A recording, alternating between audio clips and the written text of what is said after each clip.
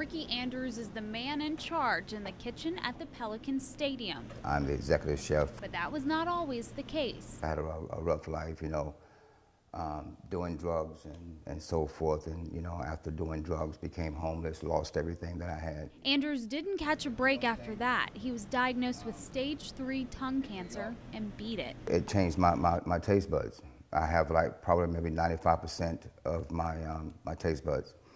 My saliva glands are all shot. I have no saliva in my mouth at all, so I have to constantly chew gum and drink liquid. Yeah. Does that make it difficult to cook? Not really, not now, because I've been a chef for a long time now. I can kind of taste a little bit of my cooking and kind of feel and know for a fact that this is how it's supposed to taste. Not only does Andrews have his hand in making hundreds of meals at the ballpark each game, but he also helps to make thousands of meals for students at an Horry County school. I'm more creative at the stadium, but it's fun to see the kids eat my food. I think with everything that he's been through, cooking, of course, has kept him going. It's the one thing that has kept him moving.